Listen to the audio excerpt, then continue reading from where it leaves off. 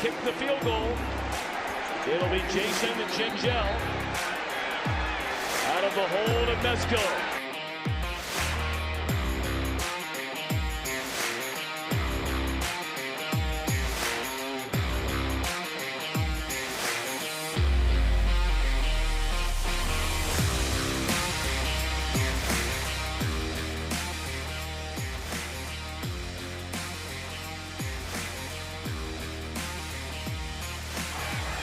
Snap, good hold, and the kick is blocked. Appalachian State has stunned the college football world. One of the greatest upsets in sports history. Live from Chatterbox Sports Studios, it's Off the Bench with Thom Brennaman. Good morning, and a pleasant good Tuesday morning to each and every one of you. Casey McAllister, Paul Fritchner, Reed Mouse. Gentlemen, good morning. How are you today? Everything's groovy. Beautiful sunshine, no complaints. You guys all right? Fantastic. Doing good, Tom. All right? Fantastic. Yeah. Reed's in the house, Mouse in the house. Mouse in the house, just part of Nutcutter Nation. Oh, God. I mean, everybody in the chat has jumped all over that. I think it's got staying power, Tom. I really do. I think you might be right. Based on, all the early chatter. Might be right. Chad jumping right in, Nutcutter Nation. Here we go. Welcome to Off the Bench, presented by United Dairy Farmers. I'm Thom Brennaman. We come your way Monday through Friday, 10A to high noon P. Right, Paul? That's right. 12 P. P. No more AM, PM, just A or P. You said that's part of your regular jargon now. That has slipped into my everyday vocabulary. That's exactly right. Well, good. You can join us every day on YouTube/Chatterbox Sports. You can find us in podcast form. Just search Off the Bench with Thom Brennaman. And as we like to say as well, you're dialed in. Baseball in San Diego. Last night was the way baseball is supposed to be. No, not necessarily for the Redlegs. But nonetheless, big-time atmosphere, star-studded team. They're only playing around 500, but, I mean, they got stars everywhere. And then you get a win for the home team in front of that kind of crowd. They were fired up due to the return of Fernando Tatis Jr. to Petco Park. Remember him?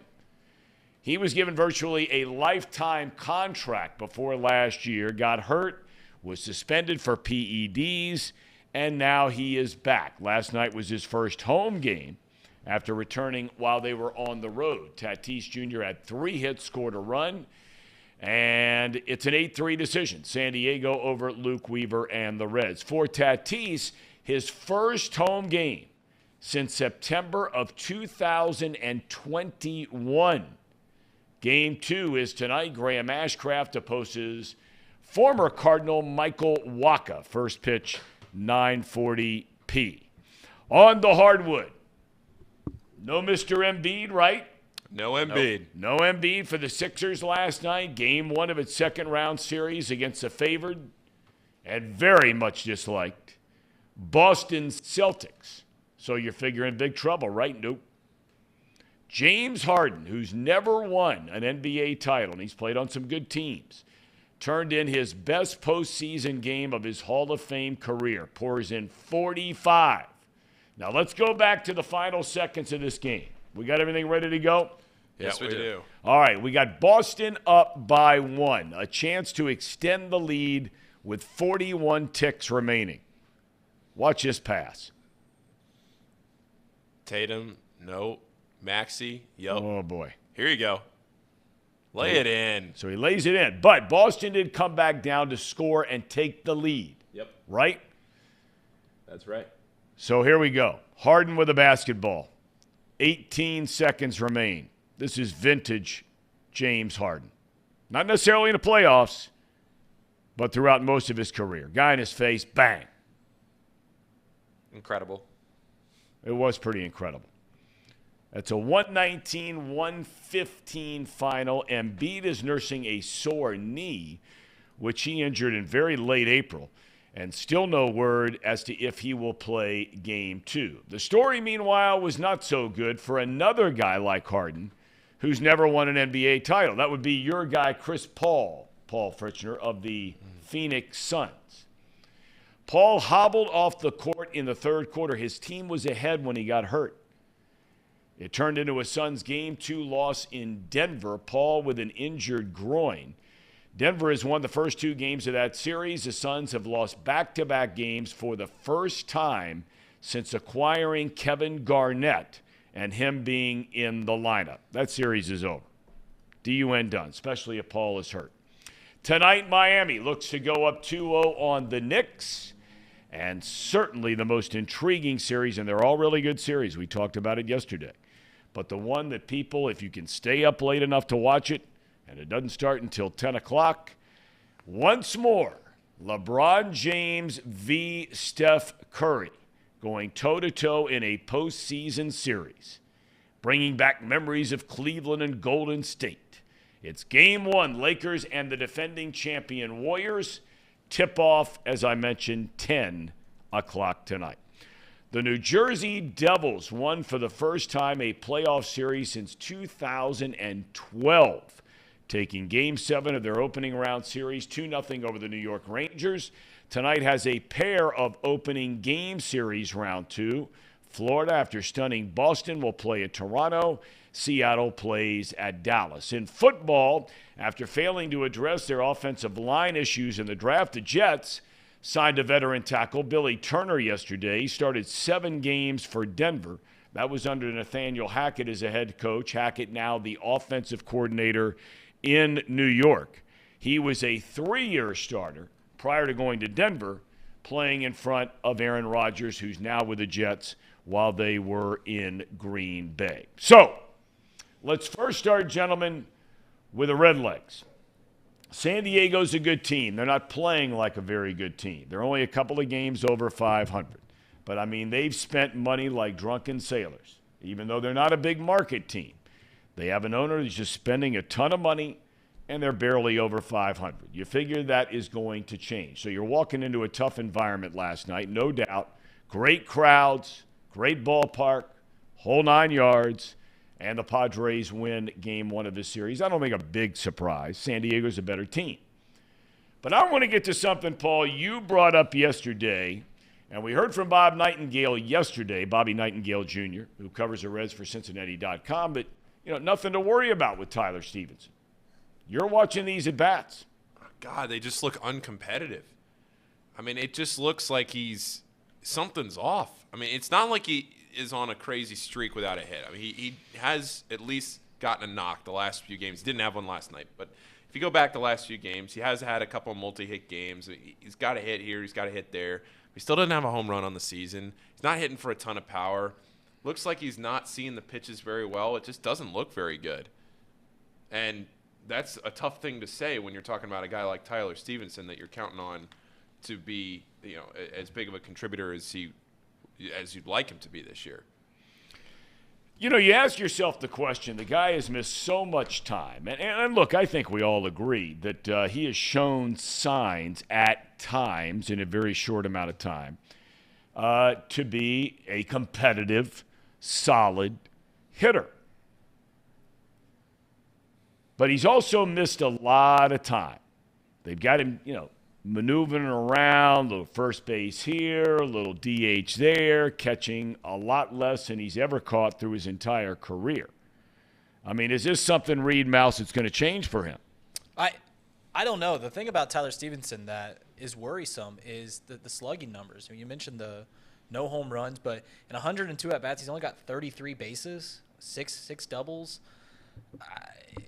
340, 265 batting average on base percentage from a catcher. That's great. Like that's a pretty good. That's a competitive catcher. But if he can't put the ball in the gap, if he can't hit it out of the park some more, you really got to worry about a person who was supposed to be a centerpiece of the rebuild, Tyler Stevenson. I think most people looked at this team, me being one of them, thought they were going to struggle offensively. And by and large, outside of that gap where they didn't hit any home runs and they got swept by the Pirates and all that kind of thing, their offense has not been bad. Now, they're missing the home run ball. There's no doubt about that.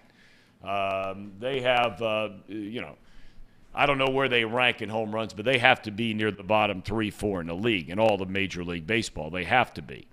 Have to be. You'll pull that up.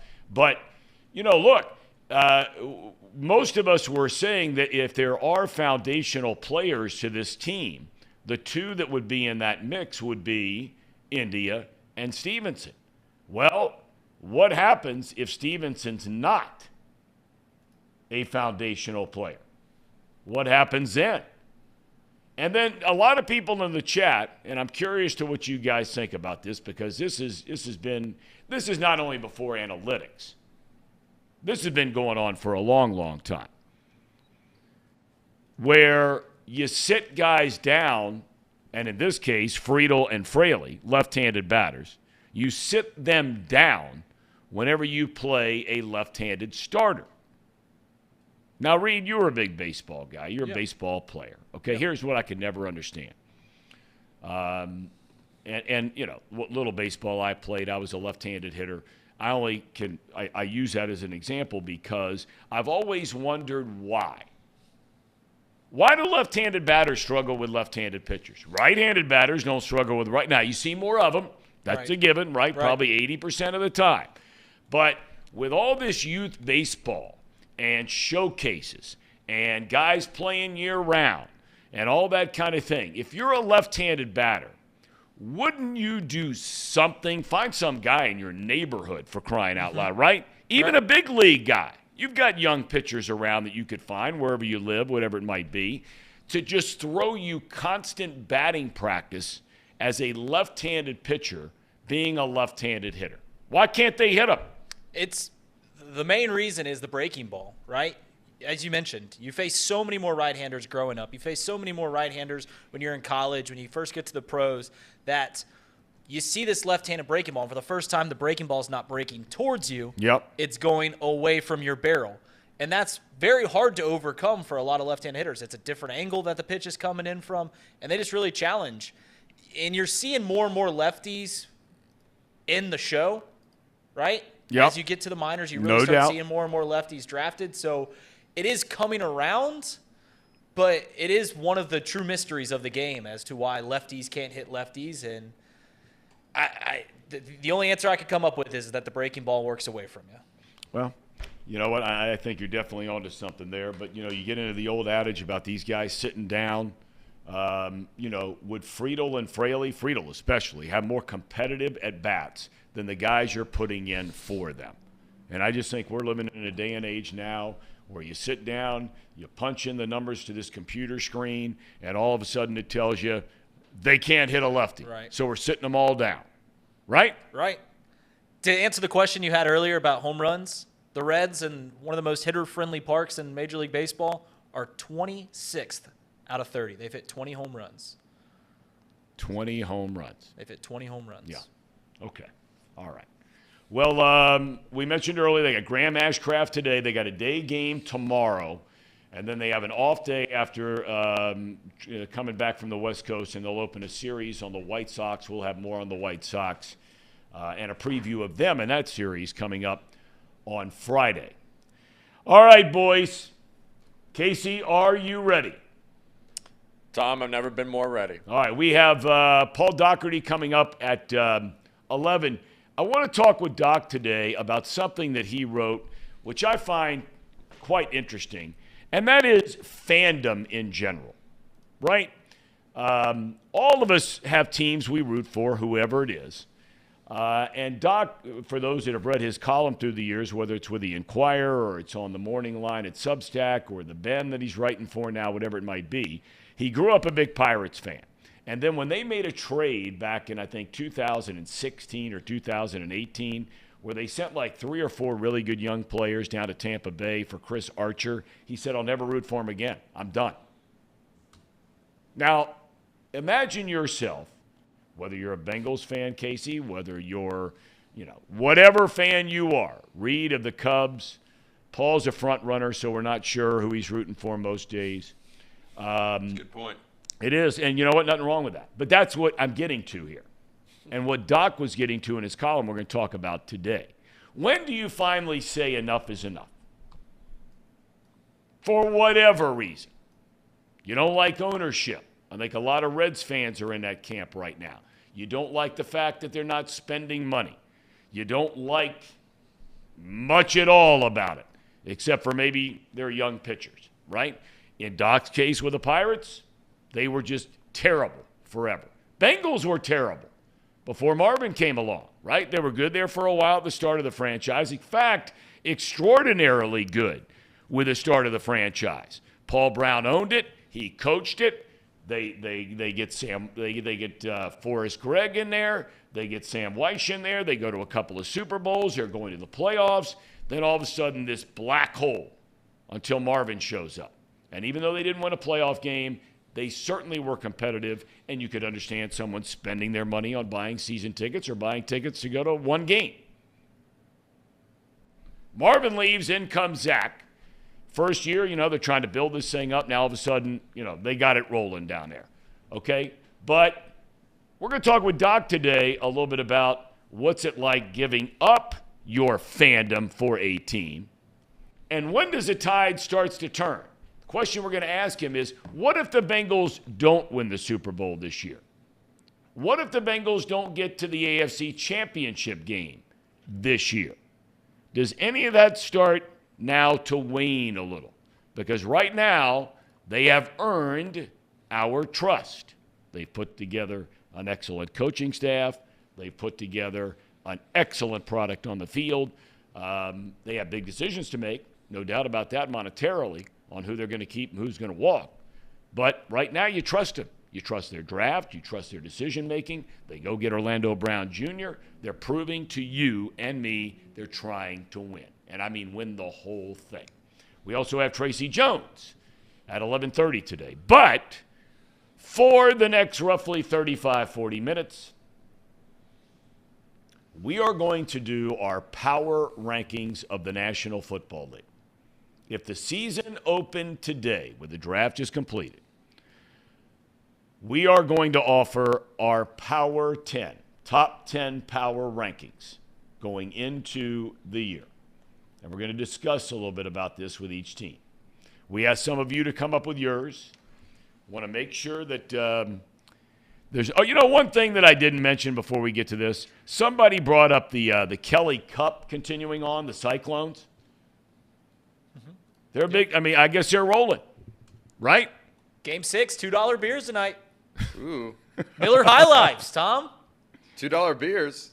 I'm all in on that. Let's go. Off Little the bench business group manager. outing. Yeah, Joshua says, Game 6, Kelly Cup playoffs tonight. Let's go Cyclones. He didn't mention a thing. You were the one that mentioned $2 beers. Well, they can't draw. Is that a standing offer on a Tuesday night or every playoff game or what? Well, I think they're just trying to get more fans in there. They can't get them in there with the hockey, so. $2 Tuesdays? Is that what they're doing? Is that the thing? I don't know. I haven't been to a Cyclones game since pre-COVID. I just saw a post that said $2 beers, come and pack the house for Game 6. So. Those games are fun. Chad says, Tom, all we ask from the Reds is just to try. What does that mean? Try. Chad, tell me. What's that mean? Just try. Spend money? Bring up young players now? Use left-handed batters against left-handed pitchers? What's that mean, Chad? Fill me in. All right, here we go. Sir Boy Wonder has given us his top 5. And he has the Chiefs, Bengals, Eagles, Niners, Bills. I think we're going to see a lot of those 5 teams in our top 5s. Agree? I would have to agree with that. All right, Casey, are we starting with you? We can start with me. All right. Let me just flash up my top 10 or my top 5 first. Yeah, well, let's try to do it in that order. Let's go with our top 5. We'll go to Paul, we'll go to Reed, we'll go to mine, and then we'll go 6 through 10. Is that cool? That's cool. All right. Obviously, I got the Eagles up very high. I have them as my number 1 team. I think, not that I'm giving them much excuses, but I think you would give them a different field. Maybe the game's a little bit different in that Super Bowl. I think they also had every chance to win that game. I thought they were the better team. I think they just got kind of unlucky with that one fumble in the Super Bowl that cost them the whole thing. So I think the Eagles also improved over the offseason. I really do. I think they went ahead and they just got more depth on the defensive line. Philadelphia Bulldogs, man. I mean, they're scary in my opinion. And then I got the Bengals number 2. I think they've done a lot in terms of trying to either stay at the same level or just a little bit better, right? I think they've done enough to where on the Chiefs, on the other hand, I don't think they've done enough to continue to stay where they're at. I actually struggled to keep them at 3. I thought I would push them down a little further.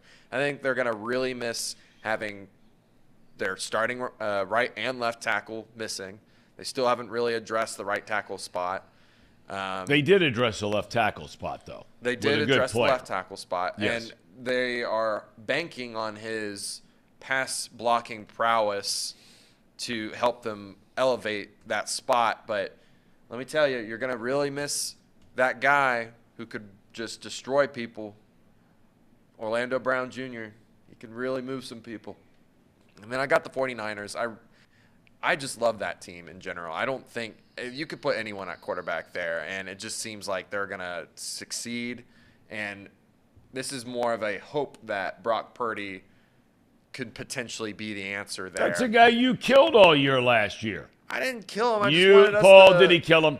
I wanted you to Paul, slow down. Not a fan of Purdy. I was. You killed the You wanted guy. to give him. You wanted to give him a shot. I wanted us to slow down, and this is me saying, okay, I recognize he had a really good season last year. I'm gonna give him this shot to prove that he can be in the top 5. You lit him this up team. regularly, Casey, but that's okay. You are He a was throwing forgiving open. sort. He was throwing and to wide open targets, okay? Okay. And then when it mattered most, he gets hurt. So I don't know what we want me to say there. I mean, Cowboys. Ooh, That that's defense a big one there. That defense is good, and with Mozzie Smith kind of shoring up the inside there, I really like what they've done. After taking a closer look and seeing what their needs were, I really, really like what they've done. Maybe they kind of reached a couple times in the draft, but they addressed their needs. And I think that if everyone stays healthy on this team, they are just as good, if not better, than the 49ers, if you ask me. I think they've got enough defensive prowess. I think they've got enough firepower on offense to elevate this team. So, Okay. All right. those are my top 5. I think you have a couple of surprises in there, especially with Dallas. I think a lot of people are very, very surprised. Well, I understand why people would be upset with or just, think it's funny that Dallas is in the top 5. But when you look at their roster, top to bottom, I mean, maybe they won't win a championship. I'm not going to give them that much. Right. But they are the 5th best team in the league. Like, they have the roster that they can compete against anyone on any given Sunday, and they're going to win 11 to 12 games this season, which would put them at least in your top 8, Yep. top 7. So, yeah, I'm not saying that this is a list of who's going to win the championship. This is just a list of the rosters I think are the elite rosters. There is one major omission in that top 5, and you know who that is. Who would that be? Perhaps that team is in Paul's top 5. Paul, I think they might be. I bet you they are. All right, fire it up there, Casey. The Paul Fritz They're in top there. 5. Look at that. Went to Chiefs number 1. They are going to be number 1 until somebody beats them, in my mind. The Eagles number 2. Super Bowl from last year. Maybe should have won the Super Bowl. Threw them in there at number 2. Bengals kept them 3. I think they're a pretty firm 3 right now in my mind. Put the 49ers at 4th. 49ers just are always consistent. No matter what you do, no matter who's on the team, no matter what, they always just kind of figure out a way. In my mind, they're like the Ravens of the NFC. They're always just there. 49ers are 4th. And I put the Bills at 5th. I wanted to put the Bills 4th, but I couldn't get over the fact they haven't really done anything in the postseason. So I put the Bills 5th. That was a team that I was looking for there. That was not in your top 5, Casey. Why not? Well, no, let me ask Paul first. Why are they in your top 5? The Bills? Yes. Because I think they are the 3rd best team in the AFC. by a fairly wide margin, and I think that I'm not going to keep the third best team in the AFC out of the top 5. Fair enough. And why don't you have them in, Casey? Well, if we would get to my bottom half, maybe you would. All right, say we'll why. get to it then. All right. Mr. Mouse in the house. Here we go. All right. The correct order of the top 5 in the NFL Power Rankings. You got the Chiefs at number 1. Listen, they're the reigning champs in the league. They've got the best coach in the league, and they've got one of the best quarterbacks to ever play. That's a no-brainer. Don't think too hard about it. Now, the Who Days at number 2. Thom, I think they were the second best team in the NFL last season. They lost just one game after Halloween, and it was to the eventual champions in the AFC Championship game, a game that the Bengals had the ball and could have gone down and won. They've got the best free agent to help the line, and they added depth to the defense, and they have the second best quarterback in the league. So I have them at number 2. The Eagles at 3, I feel like this is controversial. And the reason I have them at number 3 is I feel like we've heard this story before with a Philadelphia sports team. You know, they're loading up. You remember that Eagles team about a decade ago? The quote-unquote dream team. They go out and get all these free agents. Yep. Michael Vick's their quarterback. Andy Reid's their coach. They go 8-8. They're not going to go 8-8 this year, but it's a cautionary tale. I mean, you can even go to the other sports. The 76ers with their big 3. You know, this team's the team to beat in the NBA. Didn't happen. The Philadelphia Phillies, when they had 5 aces. Remember the 5 aces? Roy Halladay, Roy Oswalt, all them guys. It's a cautionary tale. Cole Hamels, right. It is a cautionary tale for Philadelphia teams to be so highly touted before the season, so that's why I have them at number 3. I think those 3 teams are undoubtedly the best team in the league, and I think there's a little bit of a cliff. And then the next teams, which is the Buffalo Bills at number 4. They have so much talent. They can put you away easily and early, but frequently they don't because they rely on Josh Allen too much. That's their only knock. And don't let a postseason blowout to the Bengals let you forget how good this Bills team was last year. They only lost 3 games. They've got one of the best quarterbacks in the league. I have them at number 4. Now, I don't have the 49ers in the top 5, and that's because I used the Cowboys from the NFC. And the main reason is we already brought it up. The 49ers, who probably have a slightly better roster, they got Brock Purdy at quarterback, and I would rather have Dak Prescott. I think Dak Prescott's the second best quarterback in the NFC. So if you're asking me who I'd rather take in a postseason game, give me the Cowboys, give me Dak Prescott over Brock Purdy. Okay. All right. Solid. All right, let me have my top 5 here. I have the Chiefs, no doubt, number 1. No doubt. Back to the comment made about until somebody beats them, they're the champs. Philadelphia, you know, I look at that team, excellent quarterback. They've been there before. The defense is going to be potentially insane. They led the league in sacks last year, and all they did was go get Jalen Carter and Nolan Smith. Bengalis, right there. Excellent offseason. They're right there. Bills. Now, you know, the Bills, a lot of people are not talking about what the Bills did during this offseason. You know, most people who follow that team regularly feel like they have had a phenomenal offseason. They've improved their offensive line. They go out and get the big tight end, Kincaid, right? Yep. Who now all of a sudden another weapon. And this kid out of Florida, I say kid, he's a man-child. Guy's a monster. Wide receiver Justin Shorter. He now all of a sudden gives them a completely different element that they haven't had in their receiving core. You know, Diggs is out there, and he's a great player. But you don't need to hit the home run all the time. You need a guy that's going to present major problems for smaller cornerbacks and secondary guys. Shorter has a chance to do that. Kincaid's a hell of a player. And I really like Baltimore. I really like them. They're very well coached.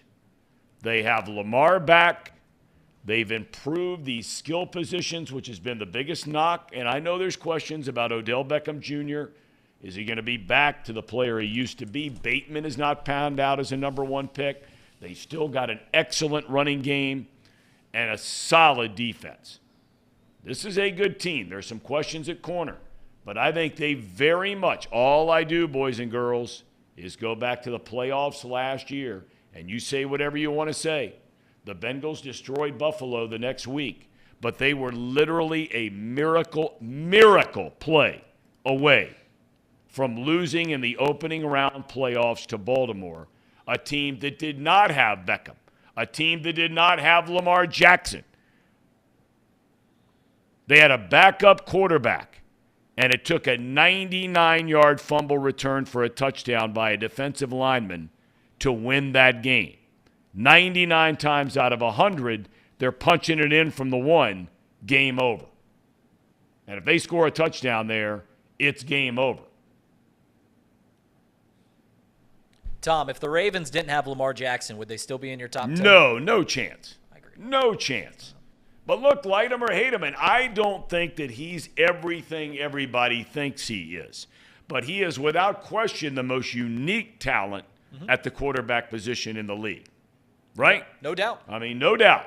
And I know that Danny Dimes, that's Paul's guy, elitist East Coast Duke guy, that he can run it great. Hurts can run it. Allen can run it. Nobody can run it like Lamar Jackson. I'm not crazy about his passing. But he's not had a lot of big-time players, skilled players, to give him a chance to sling it around a little bit more. So we'll see. All right. Ready for 6 through 10. 6 through 10 coming right up. I got the Bills at number 6. Okay, I understand what you guys are saying, that they've really loaded up on offense. My concern is not really with the offense. I think the offense was really high-powered last year. It just was. It was really good, but it's the defense. And they've struggled to stay healthy. They're getting a lot older. They lost their all-pro linebacker, the leader of their defense, right in the middle of their defense. And when it comes to the guys in the top 5, they're going to expose what the Bills like to do on defense, day in and day out, all day, every day. And I just think the matchups are it's too much for the Bills to handle. They got to change something on defense if they want to actually make a serious push. They can't just stay in light boxes all day long, especially when their secondary is getting much older and injury prone. Next is the Ravens. I agree with you, Thom. This team was very lucky to move on, but I don't think the Ravens, again, addressed their biggest needs. They needed to address their secondary. They needed to address their aging defense. What do they go out and do? They get a receiver. I love that pick, but at the time, we'll see what happens. I'm not a huge believer in this passing game that's about to unfold. I don't know. I'm down on the Ravens. But being down on the Ravens is being 7th on my power rankings. So Yeah. that just attests to how good the Ravens are. Next is Seattle, man. I love what they did. They have an awesome trio of receivers. They have just amazing secondary now.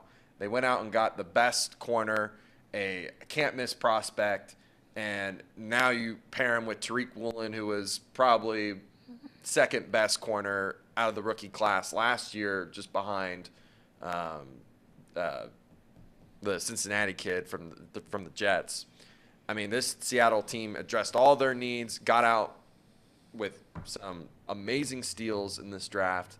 I really love Seattle this year, and I expect them to take another step forward with Geno Smith. I think Geno Smith showed that Pete Carroll's a quarterback whisperer.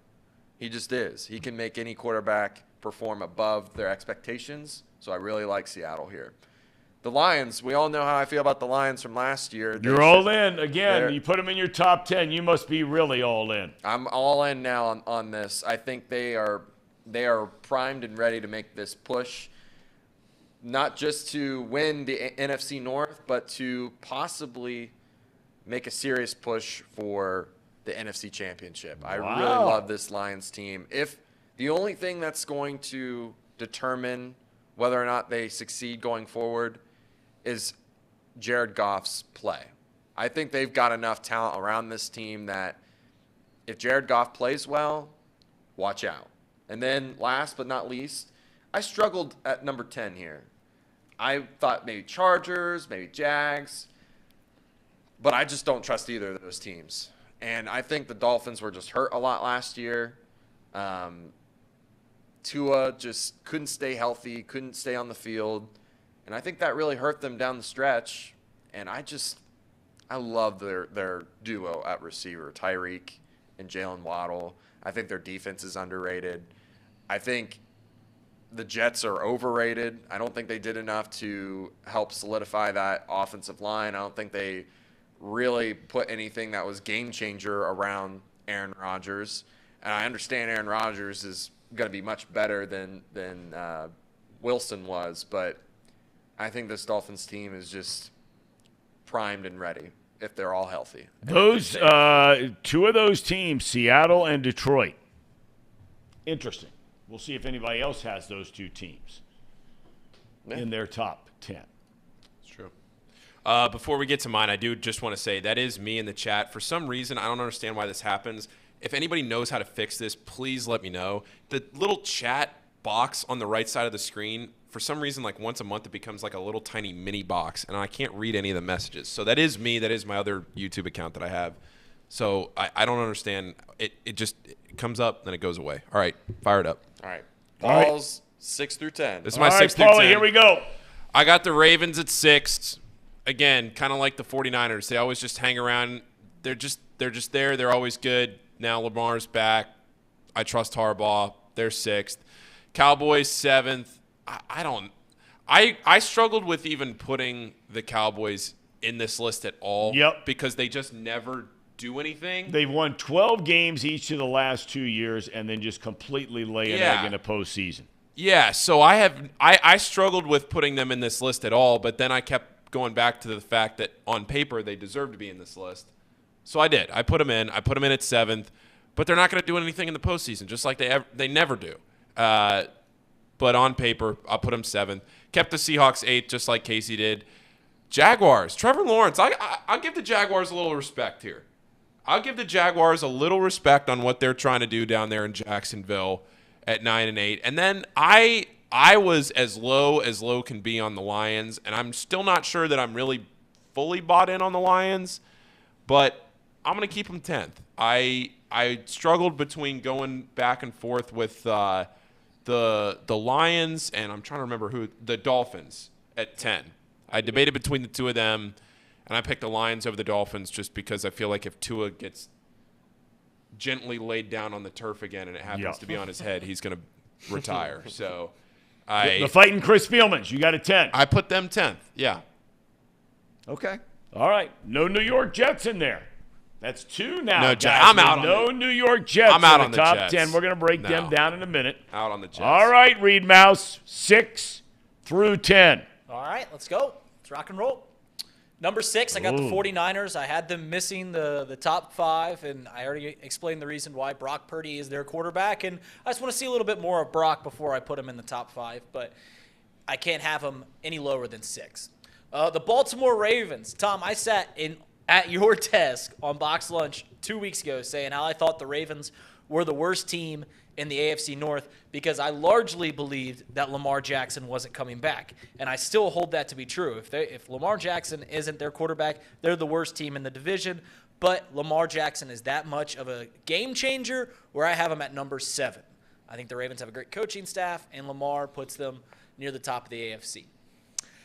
The Jaguars are going to win their division very easily. Yep. They are in a terrible division. Trevor Lawrence kind of put himself on the stage last year in his sophomore season. I think he's going to take another step and kind of cement him as one of the top quarterbacks in the game. I'm the first person to have the New York Jets in the top 10. I'll be damned if I don't have a team that won 5 games with Zach Wilson as their starting quarterback last year, get a Hall of Famer in Aaron Rodgers, and not have them in the top 10. And have a top 5 defense. Right. They have one of the most complete rosters in the league. Everyone saw it. All they needed was a quarterback. They floated out 3 different quarterbacks who were all terrible last year.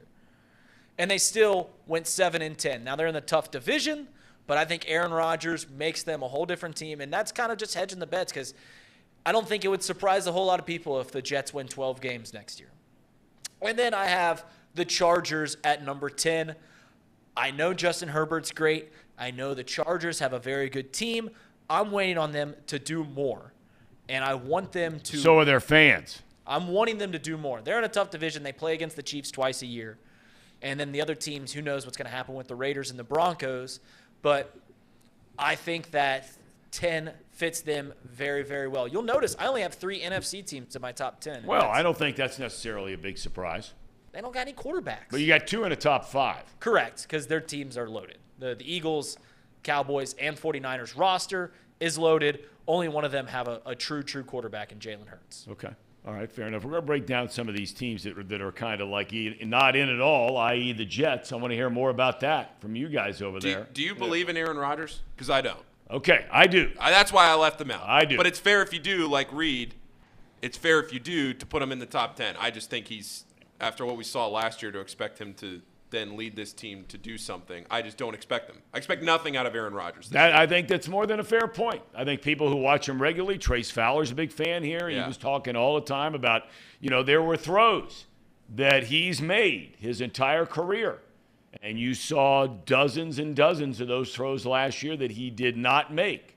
Now, can he come back and make them this year? You say no. I say yes. If the answer is yes, then they're a top 10 team. I guess, to me, that's the difference. I think about Aaron Rodgers, he was just unmotivated last year. I think he's a highly motivated person, and he just got a little tired there in Green Bay. And I think the new change of scenery is going to help him. I'll tell you, I know this is going off the topic here a little bit, but I really get upset. I've been reading all these articles that are coming out of New York about how Rodgers now is all in, to back up what you're talking about, right? He's all in. And I'm sitting there thinking to myself, man, if I were a fan of the Green Bay Packers, or if I was in ownership of the Packers, and of course they're a publicly owned team, so everybody's got a share of the team, including me. I got one. Any of you guys got one? I do not. No? No. Okay, I got one. It's given to me as a gift. I'd be saying to myself, what was I paying this guy for the last 2 years?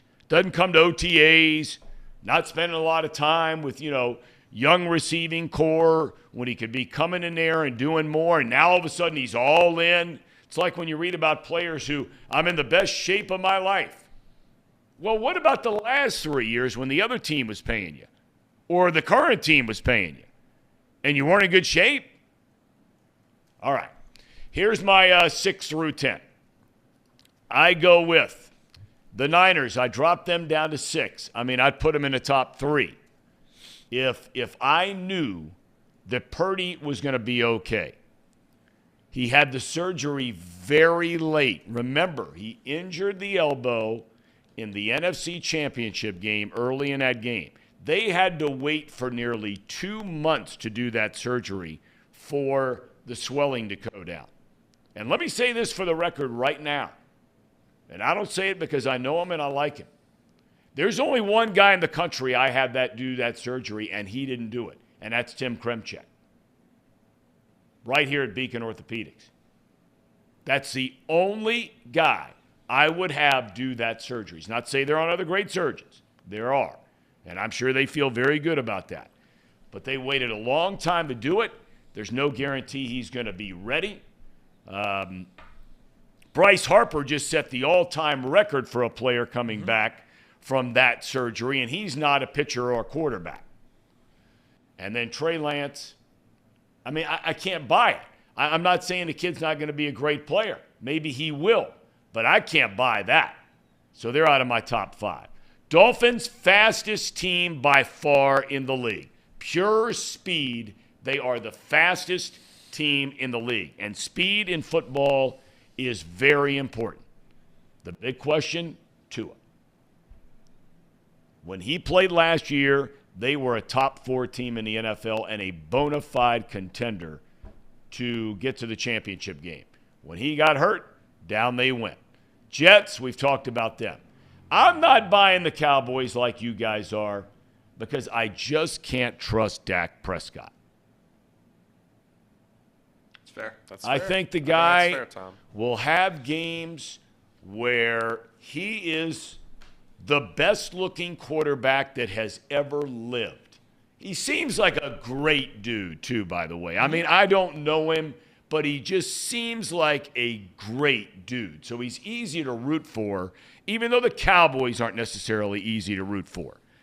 But, man, the picks, the mistakes.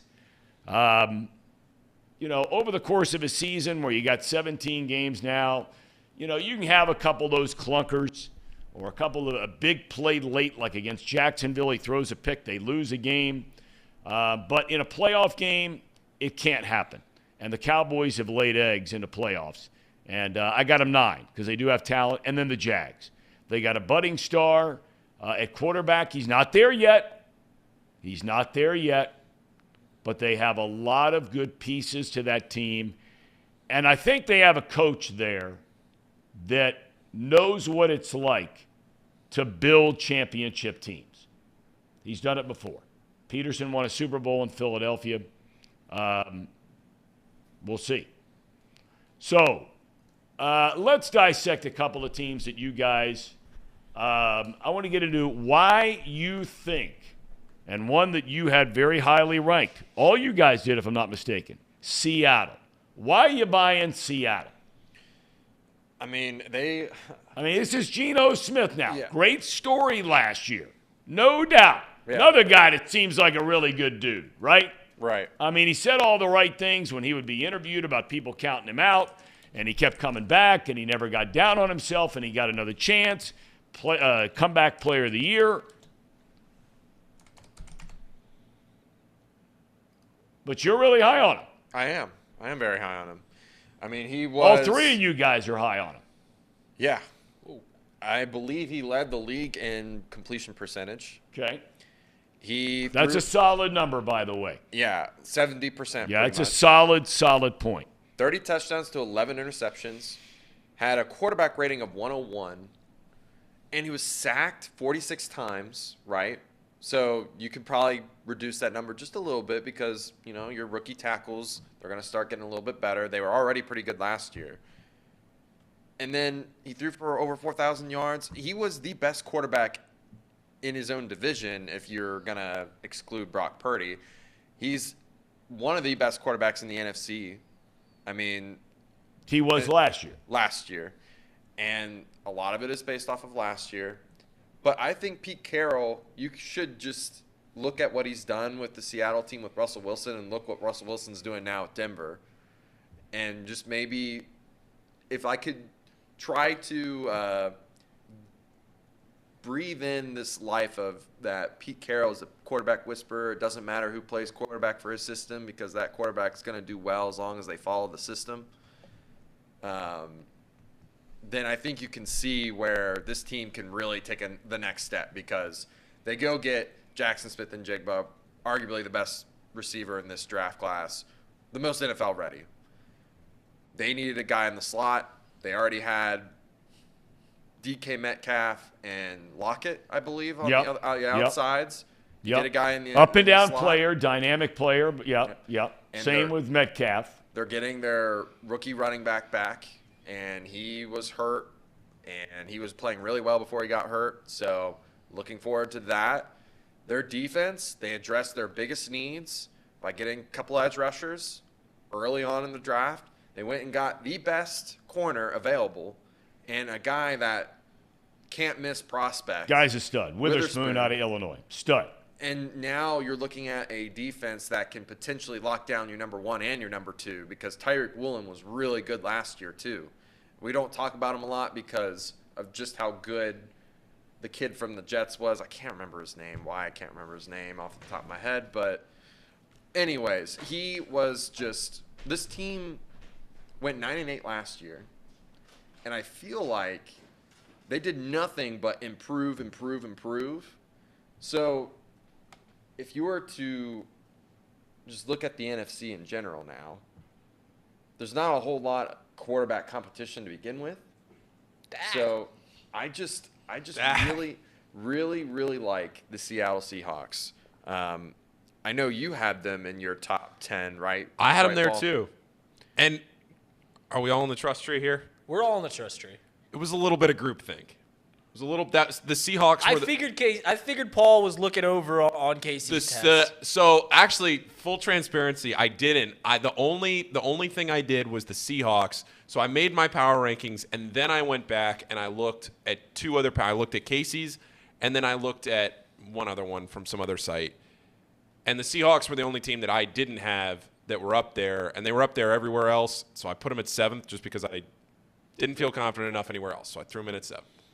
The one, 8th, maybe. The one team that I will not buy into is the Jets. I just can't, because part of the reason why their quarterback stunk was because their offensive line also really stunk, and they didn't really address it. They got a center, which maybe that solidifies the interior. Who knows? But the outsides were abysmal last year. Abysmal. And they didn't do anything. They just, I guess, signed a guy that was in the back part of the free agency. I don't know, man. I'm not too high on it. Aaron Rodgers is older. He's not going to be able to maneuver around in the pocket as well as he was before. I get that maybe he's more all in now, but I agree with this. Their team all around is solid, right? Their defense, great. They have awesome weapons. If you think Aaron Rodgers truly didn't take a step backwards last year, then I can see why you would put him in your top 10. But for me, the Jets are in my top 12, top 14 teams until I start seeing them actually play. You know, I just don't know how much that line is going to affect Rodgers, because Rodgers relatively has had a decent line in front of him most of his career. So I'm not a fan of the Jets right now. I'm not going to fall for this shenanigans like we did last year with Denver. Oh, all they need is a quarterback. We get Russell Wilson. They're going to the Super Bowl. Good point. And it's a good analogy right Yeah, there, that's Casey. You fair. pulled that. It's big league analogy. The Jets have not shown anything offensively, at least schematically, to be like, oh, yeah, Aaron Rodgers is all you need. Sometimes it takes a little bit more than just a quarterback that we just don't really think about, like scheme, like the offensive line. And that's why I didn't have them in my top 10. But Sir Boy Wonder brings up, who was it? Derby Stardom in the chat. Welcome to the chat, Derby Stardom. Says Aaron Rodgers gets rid of the ball so quickly, you don't need a great offensive line. I mean, you're limiting your offense, though. That's for sure. I mean, but look at Joe Burrow. Did he have a great offensive line? He gets rid of the ball quick, had a pretty good year. Oh, yeah. I'm not saying – I just don't have them in my top 10. Okay. Until I start seeing him actually play and, him be able to maneuver around in the pocket. There's a lot of things that Joe Burrow does that I think Aaron Rodgers used to do. I don't know if Aaron Rodgers can do it now. He's, 38, 39? It's a lot different than when he was younger. So that's why I'm a little hesitant. I'm not going to get burned again like I did with Denver. So. All right, I want to ask you one question, Reed Mouse, because you are the only member of this quartet, if I'm not mistaken. Correct. That had the L.A. Chargers in the top 10. Yeah. Okay. Why? It's pretty simple. I'm a believer that in the NFL, if you've got two things, you're going to win a lot of games. One of two things, but mostly two things will have you win a lot of games. Okay. If you have an elite coach, you'll win a lot of football games. A la the Ravens, a la the Steelers, a la the Seahawks, a la the Patriots. They got a good coach. They'll continue to win games. The second thing is if you got a great quarterback, you're going to win a lot of ball games. The Chargers have the latter. Justin Herbert is one of the top 5 quarterbacks in the league. They play in a tough division. The Chiefs obviously are the reigning Super Bowl champs. The Broncos still have a decent roster. They just need Russell Wilson to figure it out. And who knows what's going to happen with the Raiders. But at the end of the day, Justin Herbert is one of the top 5 quarterbacks in the league. He's got decent weapons around him. I think it is silly to think that the Chargers aren't going to be in the postseason this year and in the years going forward. And it would surprise no one if they won 10, 11, even 12 ball games this year. I'm not sold on their coach at all. Oh, no, their coach is bad. I mean, I'm not going to say he's bad. I don't know. He's new. He took a lot of gambles last year on those fourth down plays, Cleveland, some other games, and I think, man, I don't know. I do know that they've become basically TCU West. Their top 2 picks in the draft, right? Wide receivers, including Quentin Johnston out of TCU. So they've got some weapons there. I don't know what's going to happen to their run game. Eckler, once out, nobody's nibbling. And their defense, when they have their players on the field, they're really good. Mm-hmm. I think they had reached one game. I think I remember Chris Collinsworth saying on a Sunday night when they were doing the lineups for the Chargers, they said 8 of these 11 guys did not start the first game of the year. Right? Right. So they're all nicked up. Excuse me. They dominated a first half of a playoff game. Now, granted, they blew it. Yes, they did. But they're still, up 3 touchdowns in a playoff game. I think they probably should have got rid of their coach, but they still got Justin Herbert, and I'm a Justin Herbert believer. So, anything else stand out from those lists? I'm trying to remember if there was anything else that anybody had in there that or didn't have in there.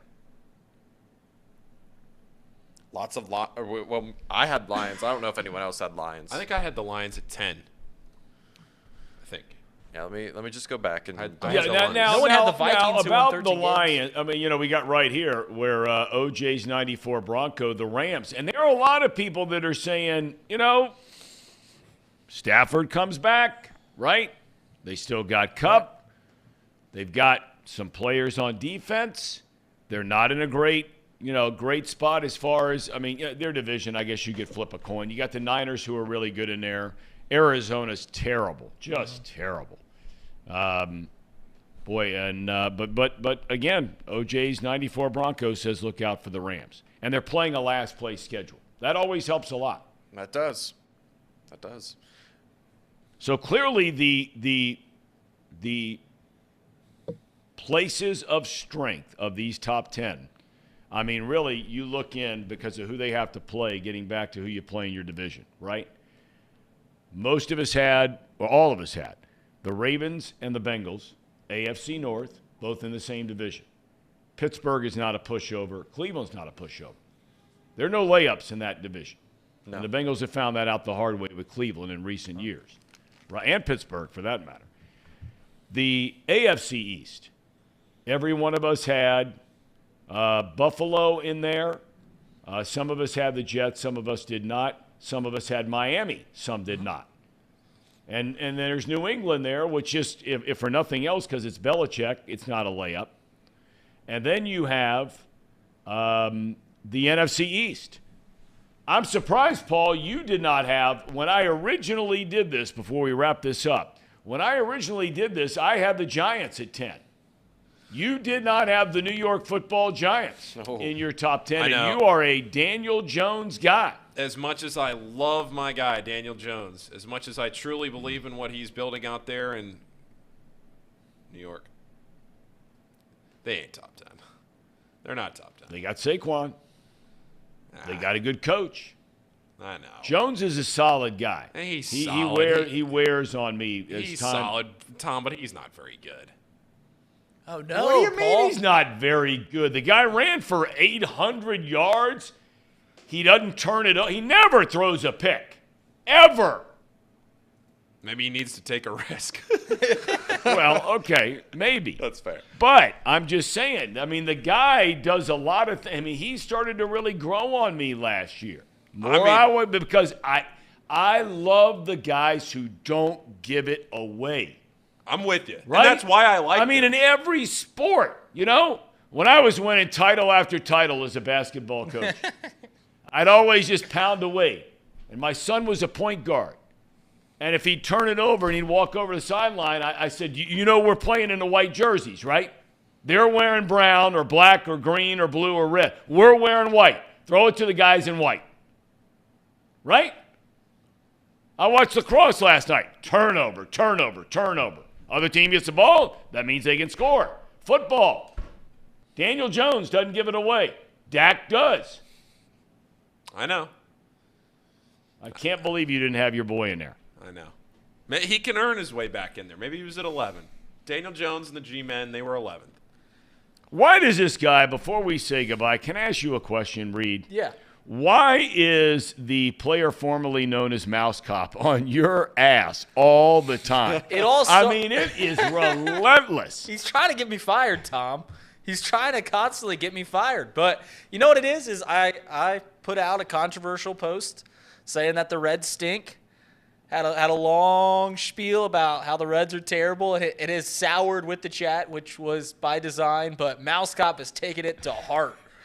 He also doesn't like that I don't like Adam Kunkel. He just says, Trace Fowler has to actually work so that Reed can get a paycheck. Talk about a grifter. Bit of truth there, Thom.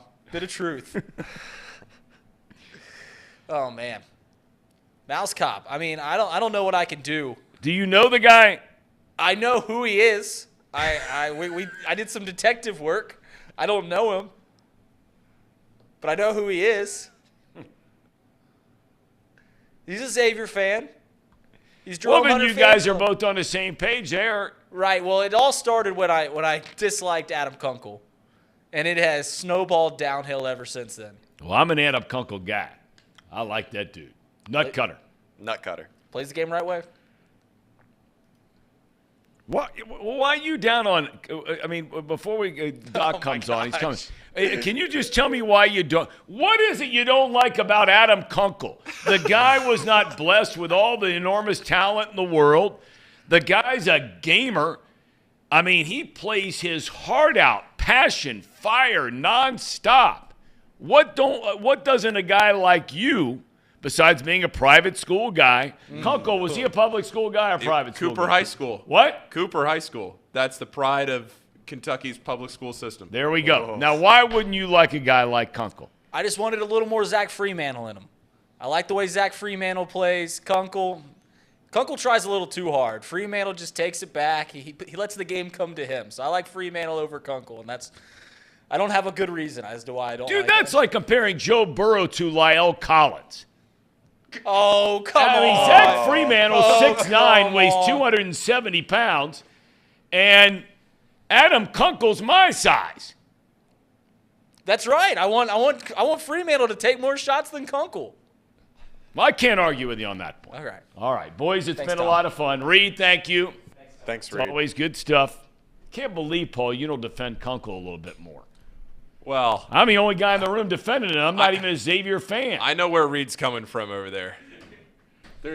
Sometimes, Thom, you just can't talk sense into people. Okay. All right.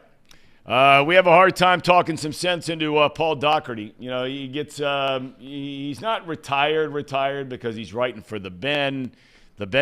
He's got the morningline.substack.com. He's got a lot going on. Doc, thanks for your time this morning. Were you an Adam Kunkel guy? Guy like you is a Kunkel kind of fan, right? Well, yeah. What's not to like? I'm with you all the way. I mean, those are the kind of guys I want on my team that play with fire and passion. And he's going to be a perfect player. No, he's not a perfect player. But better him than the guy who's all laid back and everything's cool and, boy, let the game come to us and all that nonsense. I can't stand it. All right. No, he seemed to get the most from his abilities, and that's all you can ask. Absolutely. Spot on. All right, you wrote the other day, and correct me because I couldn't remember the year on the Chris Archer deal. Was it 16 or 18? 18. Okay, 18. That was a day, for those that have read your stuff through the years, they're well aware of this, and you've laid it out there from time to time, and you did in one of your more recent columns about you basically disowning your love affair and fandom of the Pittsburgh Pirates. So once you did that, and I'm being sincere when I ask this question because I think about I'm a big Ohio State football fan, huge fan, watch every play, every game. And I asked myself, what would it be like to all of a sudden make the kind of move for me on Ohio State football that you made for the Pirates? How hard was that to do? I mean, really?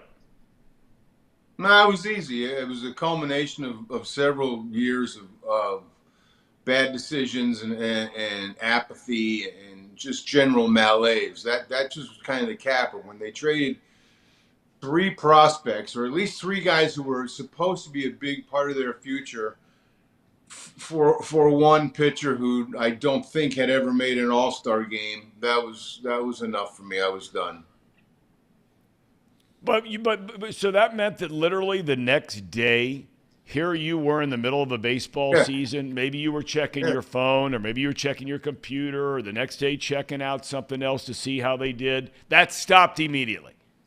Yeah, 55 years done, because they traded for Chris Archer, and they traded Austin Meadows, who has been an all-star. They traded Tyler Glasnow, who was a big part of the Rays rotation but can't seem to stay healthy, and also Shane Baz, another bright guy with a bright future who's also had injury issues, for a run-of-the-mill pitcher. Yeah, that was it. Okay, all right. So now let me take you to the next step. The Pirates are all of a sudden good this year. They're really good this year. Are you getting back on the bandwagon? I reserve the right to be somewhat enthusiastic, yes. Not yet, Tom. I mean, it's April, right? The 2 most misleading months in baseball are April and September. We'll see. They play the Rays starting tonight, 3 games in the trial. And we'll see how they do against the Rays. The Rays are legit. The Pirates have miles to go before anyone would call them legit. Okay, but if they continue to play well, and look, I mean, they went toe-to-toe, took it to the Dodgers. Cardinals can't beat the Dodgers. Pirates go out there and go toe-to-toe with the Dodgers, take it to them. All of a sudden, some people are saying, hey, this Pirate team might all of a sudden, if they keep hanging around, they might become a buyer at the trade market. Does that increase your chances of jumping on that bandwagon with both feet? I don't know, maybe 4 or 5 toes, brother. So many bad things have happened in the last decade or so that are really unforgivable, that it's going to take more than one nice month. But that said, I love bandwagon fans. I'm a bandwagon fan.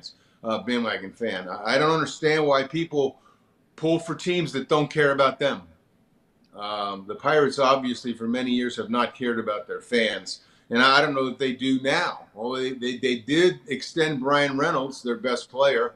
That was a hopeful sign. That showed that they're at least willing to put a little money into the product. But 1 month of really good baseball produced by players that, frankly, most people have never heard of, outside of Reynolds and Andrew McCutchen and a couple of other veterans, no, it doesn't sway me. But bandwagon fans are good, man. They force change. They're not blindly loyal to people who don't care, who couldn't care less about them. I never understood the lost decade of the Bengals, how those people showed up every week and thought they were doing a good thing. Really proud of how loyal they were. But in sports, there's a really thin line between what's noble and what's kind of stupid.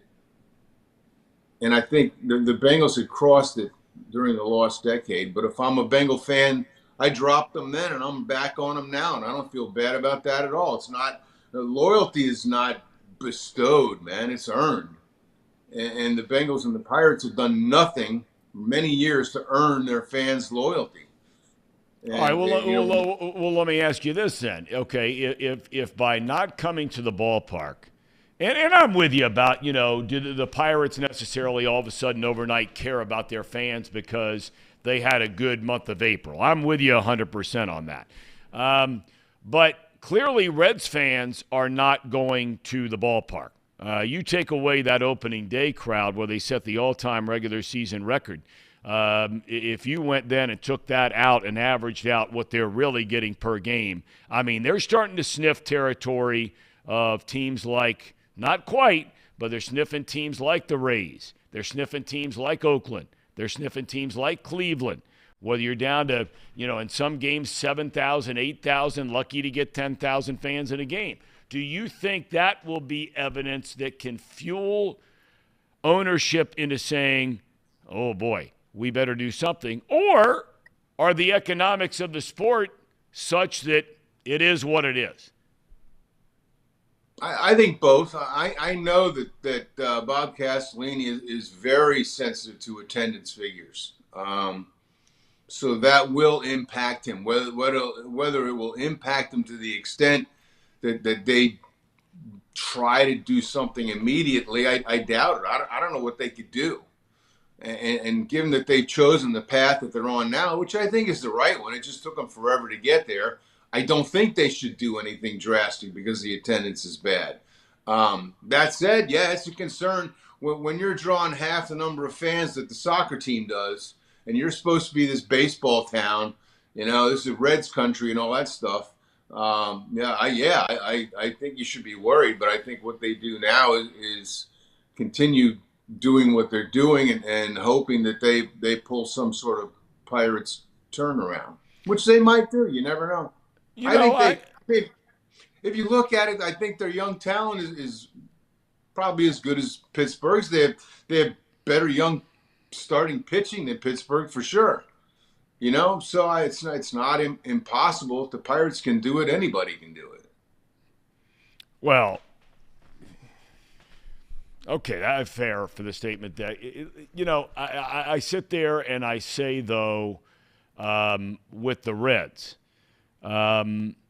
I've asked my dad this question. He and I have debated this for a long, long time. He has his opinion. I have mine. I'm curious to hear yours. I have never bought into the fact that Cincinnati is a great baseball town. I've never believed it going all the way back, and I use as evidence Exhibit A the fact that they played in a 58,000-seat stadium. They had the best team arguably in the history of baseball, and they never drew more than 2.7 million fans. And I'm not here to tell people how to spend their money. I don't want them to tell me how to spend my money. But when you had that product on the field for basically a decade, and only once did you get over 2.5 million, I'm not so sure it's a great baseball town. I think it's the oldest baseball town, but I think it's far more, not just because of the recent success of the Bengals, but when I look at high school, college, pro football, I think Cincinnati is by far a better football town than baseball town. You agree or disagree? I think it shifted in that direction. I don't think it was always that way. I'd be interested even this year to see the TV and radio numbers. I've always been of the opinion that just because people aren't going to the ballpark doesn't mean they're not paying attention. Yep. But I don't know what the numbers are doing this year or have been doing the last few years, so I can't say for sure. I mean, I think Cincinnati is like everywhere else, Tom. We live in an NFL world now. Everybody else is just sitting in the bleachers wondering how the NFL does it. I think Cincinnati is the same way. I think this has always been a football town. Obviously, the high school football has been tremendous forever. But it's like every other place. NFL is more popular. It's like every other place, and that winning teams draw. So I don't think it's. I think the myth of this being a great baseball town still lives. The reality does not. Yeah, I'm with you all the way. All right, well now walk me. Let's just try to look into the future here a little bit, because I agree with you. If I'm a fan of a team and somebody wants to get on the bandwagon, I don't care. If they want to get off the bandwagon, I don't care about that either. I'm going to root for whoever I want to root for or not, and whoever's with me, great. Whoever's not, that's fine too. The Bengals right now are in a position, and I'm not so sure they were in the position even until they were so bad that they got the first pick in the draft, right? And I think anybody could have drafted Burrow. All right, but they did.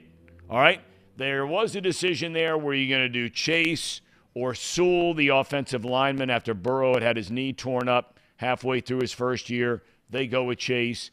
The rest is history. It wasn't that long ago they're drafting 2 offensive linemen in the first round. Neither one of them's in the league anymore, right?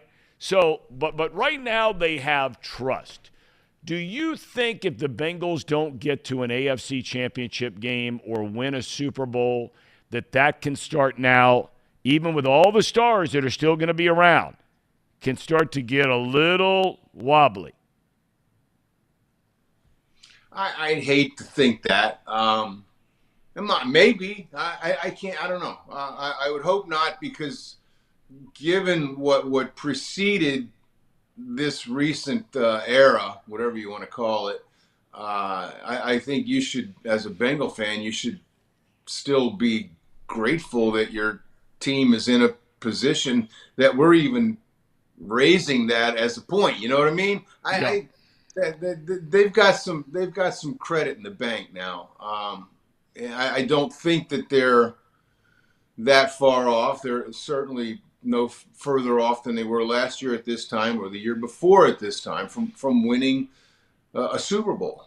The draft is what it is. People have a million opinions on the draft, and 999,000 of them are wrong. Apparently, the Eagles had a great draft. Okay, who knows? They tell me that. Maybe they did, maybe they didn't. Steelers had a great draft. The point is that the Bengals have a solid core that is going to stay there, hopefully, keep most of these guys there and under contract. They've proven to be, lately, I don't know what's happened, but the last several years, very good at building a team. I don't think there's any doubt about that, and I don't see any reason for that to stop. So I don't foresee the fans souring on this team, because I don't think, if you're being realistic about it, the Bengals will give them any reason to be sour on them. I mean, can you imagine Cincinnati Bengals fans being mad at their team because they didn't make the Super Bowl? I mean, you and I would have to live to be 300 years old before we... Well, you got a good point there. All right, Doc, thanks for your time today, my friend. Have a great rest of your day. And again, what's the new website? I know it's called The Benjamin, but what is the website to find your stuff? BetTheBen.com. BetTheBen, BEN. BetTheBen.com, BetTheBenjamin. Yeah, it'll show up. Okay. All right. Good enough. Doc, thanks for your time, my friend. All right, Tom. Thank you. All right, buddy. Paul Daugherty, kind enough to join us there. Tim in the chat says the Bengals will be the NFL team of this decade. Super Bowl contenders for many years to come. And he loves the show, by the way. Tim, thank you for the compliment. So I think that whole fan thing is interesting because, even look at, and I made reference to me being an Ohio State fan. Look at the number of people all of a sudden that want to run Ryan Day out of town. Right? Lose to Michigan, and he's done. Twice. And I'm not on that bandwagon, by the way. But that's why I asked Doc the question about the Bengals. Because now it's all about winning the Super Bowl with this group. If Ohio State fans can go south on Ryan Day, who's lost 5 games in 4 years as a head coach, all right? Not won a national title. Been to the playoff 3 times. If they can go south on him, fans can go south on the Bengals if they don't start winning Super Bowls. What if they don't win their division? What if Baltimore wins the division? I think Zach Taylor has earned enough leash now to where if Baltimore was to win the division 1 year, people wouldn't be running Zach Taylor out of town. But if it was to go 2 years and the Bengals didn't win the division or didn't make the postseason one of the next 3 years, people would get frustrated. It's just the nature of fandom, though. That's just the nature of how fans are. Fans aren't patient. Fans want to win. Fans want to see sustained success as soon as possible, which is fine. That's sports, and that's not a knock. But it's just how it works. Sports is cyclical. And you get into this spot now with the Bengals where you expect success, which is why not this past season, but the season before was so much fun because nobody expected anything. And then all of a sudden the Bengals made the Super Bowl. Yep. It was just everybody was along for the ride. Now you get into a situation where the Bengals expect to win, and it would be a disappointment if the Bengals didn't win the AFC North this coming year. And then everything changes because then it becomes, can you meet expectations instead of let's just be along for the ride? Now the Bengals have to meet and pretty much exceed everybody's expectations every year. That's where we're at. And I don't want to say, I mean, I'm more patient than I would think most people on this. So I give Zach Taylor a lot more room maybe than I should. But I like what he's doing. Obviously, the front office and the coaching staff are on the same page with what they're trying to build. And because of that, now you get to a point where you've put yourself in a consistent position to win a Super Bowl every year. And as you have said many, many times, Tom, they're not games away. They are plays away. Yep. They are one good pass block away from winning a Super Bowl last year. And they're one decent drive away from getting back to the Super Bowl this past season. So we're not talking about a major gap. We're talking about little things that they need to fill. I'm with you. Casey, would would your support of the Bengalis wane at all? If theoretically, if they did not win the AFC North this year? Well, I'll always be a fan of them through thick and thin. I would be less optimistic if they did not win the AFC North, mainly because when you feel like, I don't want to feel like how I felt with Andy Dalton, where you knew you were not going to win a Super Bowl. Right. I don't want to be just this. I don't want to just be a semi-successful team that maybe wins a few playoff games but never really makes a true push. That's not where my fandom goes. It goes all the way to the top. I want to win the whole darn thing. I want the glory of winning the whole darn thing and getting to parade around the victory. But personally, no. It would not wane on me. Now, for things I'm less passionate about, like, as we know, I haven't been a big Reds fan. I'm trying to get into it. But it's hard. It's hard to be a fan of something that, you haven't been attached to for a long time, and they're not very successful at the current moment. I feel bad for our generation, past our generation, Paul, that any of these baseball fans that are growing up, they're not going to know what good baseball was. No. And they haven't for at least 10 years. Yeah, I mean, I was a Reds fan before the Nationals came to town. I was a Nationals fan for 15 years, and it's a whole generation. It's a whole generation of people that our age of people have not seen the Reds do anything. They've seen the Bengals now at least do something. And maybe there's something I do think fandom has more ties to it than just liking a good team, because there's such a thing as the Cleveland Browns, who have stunk for 30-plus years. But, like, with family ties and whatnot, you usually tend to follow in that direction. But in order to keep it, I mean, they got to show some signs of life, It's just tough. It's tough being a fan of a losing team. It's interesting you say that about, how many generations, and we've talked about this on the show before. But, I mean, you are spot on. When you're growing up in a place and you see kids running around your neighborhood and all that kind of stuff, and what kind of jerseys are they wearing, you see any Reds jerseys? I run around my neighborhood. I take my dogs out every day, whether it's 9 degrees or 90 degrees, right? I'm out walking them every day. Kids run around all over the place. I can't remember the last time I saw a kid wearing a Reds jersey. So it's not only for these kids so far, and they're still very, very young, but your guys' age, right? In your 20s, early 20s, mid-20s, 30s, mid-40s. This isn't an exaggeration now. Mid-40s, if they were born, the last time the Reds won a postseason series, 95. That was the first round, first year ever that they put in the wild card. And the Reds beat the Los Angeles Dodgers in the wild card that year of 95. I was watching the games living in Chicago, announcing the Cubs games at the time. That is a lifetime ago, right? So you got 05, 15,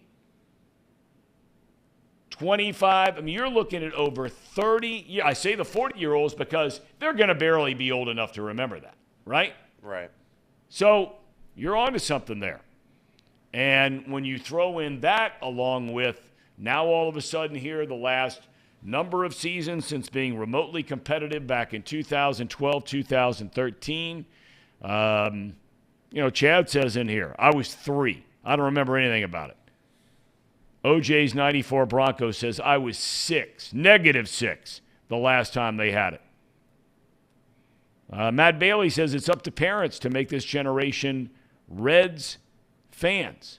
Now, taking them to a game is a great experience. I will say that.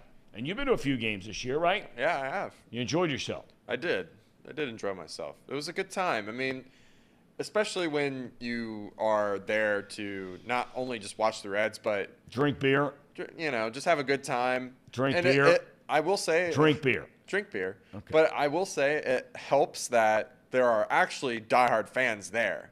Yes, there are. It makes you want to engage with the said fan base. Like Sir Boyd's just cheering every single inning. Yeah, that gets me fired up. But, there's less and less of that now. I mean, there was, record low attendance, 7,000 fans? They announced 7,000. There's no way there was 2,000 there for that game. No way. If you work in sports or if you're around sports enough and you know how attendance numbers work, they're inflated. Yeah. Oh, yeah. What's worse, the U.S. inflation or sports numbers attendance inflation, Tom? Oh. Your thoughts? Believe me. Politics. It's not even close. All right. We got the Tracer coming in. Is there anything before he comes in today, Casey, as you are now knocking on the doorstep as we have turned to the month of May? 1 month. Yesterday, by the way, happy May 1st. Here we are, May 2nd. I think today is National Veterinarians Day. Really? It's also all over the world. It's also National Teachers Day, so we're checking the box for Alex and Lizzie today. Ooh, I did not know that. So thank you for telling me. Now I will definitely go and get her something. Need to get her a little something. I'm gonna get Lizzie some flowers. I'm seeing her tonight. We're going out to dinner. I'm gonna get her some flowers on the way down. Very, very nice. That's very nice. So we appreciate all the teachers, the veterinarians, all the beautiful work they're doing with our kids and our animals who are like family, of course. So hope all of you have a great day today. But you are now, as I was starting to say, and we got off track.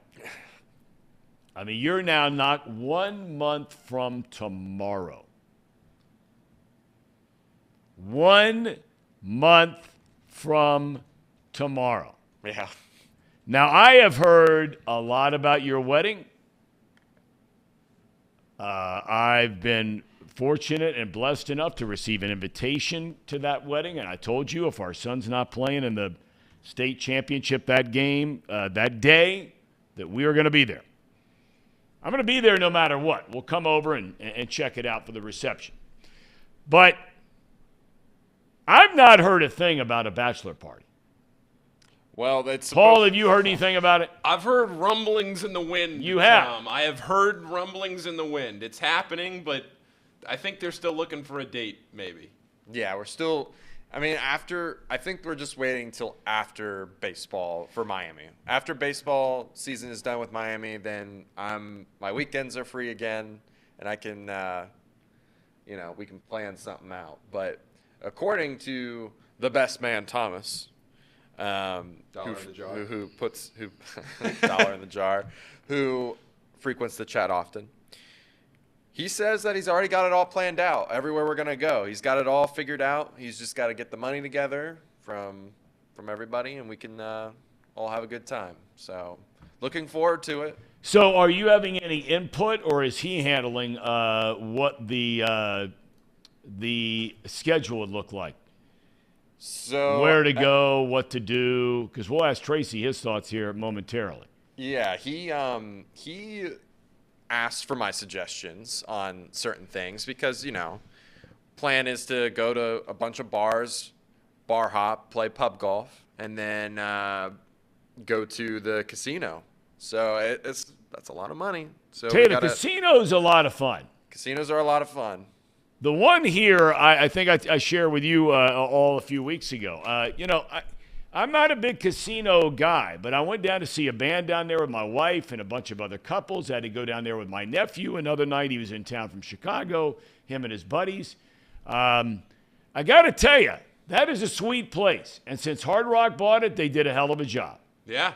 It's a nice place. You can have a lot of fun in there.